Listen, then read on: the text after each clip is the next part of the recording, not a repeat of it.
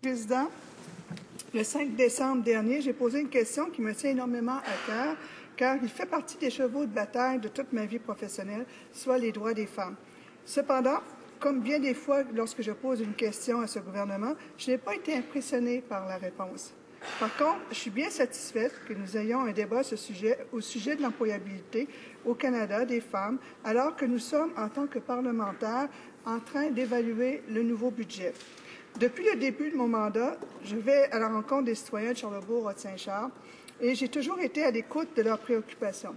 Ce qu'ils me disent est très clair et c'est un message que l'on entend dans toute la province et dans tout le pays, d'un bout à l'autre, coast to coast.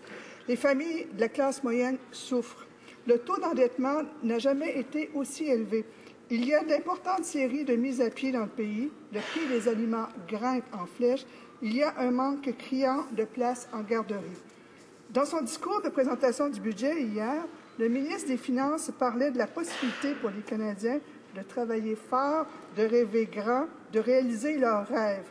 Par contre, ce n'est pas sous la gouverne de ce gouvernement que les familles y arriveront. Le NPD a soumis plusieurs recommandations au gouvernement conservateur pour le budget et plusieurs d'entre elles ont été oubliées, malheureusement. Les conservateurs aiment voler les bonnes idées au NPD en matière d'économie. Par contre, ils ont oublié celles qui concernent le service des garderies. Pourtant, en 2006, le premier ministre avait promis de créer 125 000 nouvelles places en garderie. Ma question est simple. Où sont ces places? Après 9 ans d'attente, nous pouvons dire que le premier ministre n'a pas respecté ses engagements envers les familles canadiennes. De retour à la phrase du ministre des Finances sur l'importance de rêver grand et de réaliser ses rêves, pour le NPD, les familles y parviendront lorsque chaque enfant aura une place en garderie et lorsque les parents paieront pas plus que 15 $ la jour. Les statistiques sont claires.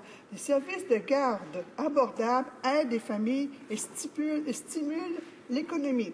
Au Québec, ce sont 70 000 femmes de plus qui travaillent depuis la mise sur pied du service de garde abordable. Aussi, notre économie croît de 2 $ pour chaque dollar investi dans les services de garde. Nous ne pouvons pas nous permettre de perdre notre force de travail par un manque de place en garderie. Certaines mères et certains pères de famille vont quitter leur travail, leurs études, pour ces raisons. Un trop grand nombre de femmes mettent leur carrière en veilleuse parce qu'elles ne peuvent pas trouver de services de garde abordables dans ce pays. À l'heure actuelle, 900 000 enfants n'ont pas accès à une place abordable en garderie. C'est donc 900 000 parents, 900 000 familles qui souffrent de cette situation. Parfois, les frais de garderie sont hors de portée des familles puisque ce sont des montants faramineux qui peuvent atteindre plus de 2 000 $ et plus par mois. Alors, comment vont-ils prendre pour payer leur loyer, leur voiture? Comment rembourseront-ils leurs prêts étudiants, leur hypothèque? Comment feront-ils pour avoir un pouvoir ou stimuler l'économie? Le secrétaire parlementaire du ministre des Transports. Monsieur le Président, notre approche est claire et pragmatique. Au lieu de simplement parler des familles canadiennes avec des enfants, nous agissons pour les soutenir. Nous faisons confiance aux experts, ce sont les parents. Les parents sont les mieux placés pour connaître les besoins de leur famille, surtout lorsqu'il est question de soins des enfants. Je vais vous donner des exemples de mesures prises pour soutenir les familles canadiennes avec des enfants. L'automne dernier, nous avons annoncé une bonification de la prestation universelle pour la garde d'enfants. Hier, nous avons démontré notre engagement à l'égard des familles canadiennes. Avec ce changement, les familles canadiennes vont recevoir environ 2 000 $ par année pour chaque enfant de moins de 6 ans. De plus, nous avons présenté une nouvelle prestation de 720 $ par année pour les enfants de 6 à 17 ans. Il s'agit de mesures concrètes et non pas seulement de belles paroles. Grâce à ces mesures, plus de 4 millions de familles canadiennes vont maintenant profiter de la prestation universelle pour la garde d'enfants. Le gouvernement veut que toutes les familles canadiennes réussissent et c'est pourquoi, depuis 2006, nous avons réduit la TPS de 7 à 5 Nous avons présenté les comptes d'épargne libre d'impôt et comme on l'a annoncé hier, nous allons doubler la limite. Nous avons présenté le crédit d'impôt pour le conditionnement physique des enfants et encore plus. Nous avons aussi offert davantage d'aide hier avec le dépôt du budget de 2015.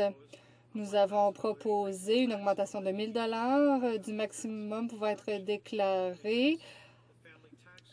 Nous avons présenté une réduction fiscale pour les familles qui ont des enfants de moins de 18 ans. Nous avons doublé le crédit d'impôt pour le conditionnement physique des enfants. Je rappelle à mon collègue le crédit d'impôt pour les parents d'enfants handicapés. De plus, le crédit d'impôt pour le conditionnement physique des enfants permet maintenant aux parents d'obtenir des fonds. À cet égard, on encourage les familles à épargner tout pour l'éducation de leur famille.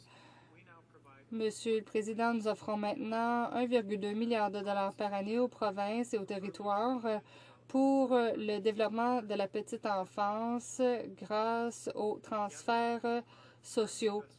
Nous investissons 5,5 milliards de dollars pour le développement de la petite enfance et la garderie grâce aux provinces, aux transferts aux provinces et aux territoires. Nous parlons de l'investissement le plus important de l'histoire de notre pays, Monsieur le Président. Je suis fière de ce que fait notre gouvernement pour répondre aux besoins de tous les enfants et de toutes les familles canadiennes. Merci, M. le Président. Monsieur le Président, hier, le ministre des Finances a oublié d'expliquer à cette Chambre que le 720 qu'il donnait pour les adolescents était imposable. Il a aussi oublié de dire à cette Chambre que les montants qu'il donnait pour l'enfance étaient aussi imposables. Que restera-t-il aux familles lorsqu'ils auront payé les impôts? Ce qui signifie, M. le Président, que la moitié de cette somme-là, ou 30 et plus, revient ici dans la banque, dans la cagnotte, et sont de nouveau enlevés aux familles. Il y a 9 ans aussi, le premier ministre avait également promis de faciliter la conciliation travail-famille.